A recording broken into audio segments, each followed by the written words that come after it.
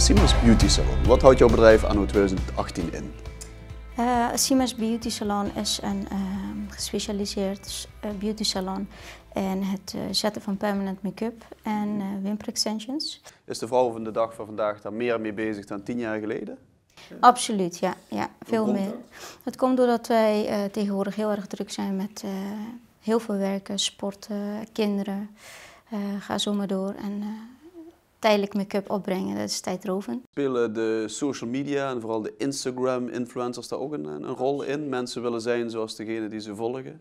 Absoluut, ja. Tegenwoordig is dat heel belangrijk. Social media leidt toch tegenwoordig de moderne vrouw. Hoe lang bestaat het eigenlijk al? Het bestaat inmiddels al 5 jaar. Ik ben zelf altijd heel erg bezig geweest met uiterlijke verzorging. Ik ben zelf eigenlijk iemand die altijd goed voor de dag wil komen. En het is eigenlijk een passie, daar heb ik beroep van gemaakt. Heb je nog privé-tijd? Hoe zit die balans bij jou? Die balans ziet er heel slecht uit. Okay. Maar zoals ik net al aangaf, ik haal mijn energie daaruit. Uit het werken, continu bezig zijn. Dat geeft me weer extra boost. Dus ja, zolang het goed gaat, zolang ik het niet zie dat ik er zelf aan onderuit ga, dan... Waar krijg je dan? Hè? Want je voelt die energiestralen wat je ervan krijgt. Die voel ik aan de andere kant van de tafel. Waar krijg je dan die kick van? Is het moment dat die vrouw dan in de spiegel kijkt als jij klaar bent en zegt van wow. Nou, dat moment dat dames opstaan en in de spiegel kijken, hoe blij dat ze zijn, dat glimlach, hoe dankbaar, dat is gewoon onbetaalbaar. Ja. Het geeft mij zoveel energie en ja, dat kan ik niet in woorden omschrijven, zo'n mooi gevoel is dat. Nee. Ja. En daarvoor weet je van, nou, dat geeft je weer zoveel energie om door te gaan. Het vertrouwen dat ze mij geven om dat met hun te kunnen doen. Ja. Wilde je dit altijd al? Ik bedoel, toen je 12 of 14 was? Ik zou bijna zeggen, droom van ieder meisje. Veel meisjes dromen erover om altijd met uiterlijk bezig te zijn. En dat is al van kinds af aan eigenlijk wat ik heel graag wilde doen. Okay. Ja, als jonge onderneemster begonnen, als jonge vrouwelijke onderneemster. Ik denk dat je ook dan in gesprek moet gaan met leveranciers van producten en dergelijke, hè, om daar goede prijsafspraken over te krijgen. Heb je daar soms hinder of moeite mee ondervonden dat je dan nog relatief jong bent? Dat je extra je mannetje of je vrouw in deze moet staan om voor je rechten op te komen? In het begin wel. Als beginnende ondernemer heb je daar wel wat meer moeite mee. Zeker omdat het business to business is toch wel. Hè? Mensen proberen je dat je dan weinig ervaring hebt. Ja. Maar, hoe ben je daarmee omgegaan? Of hoe heb je daar een wending aan gegeven?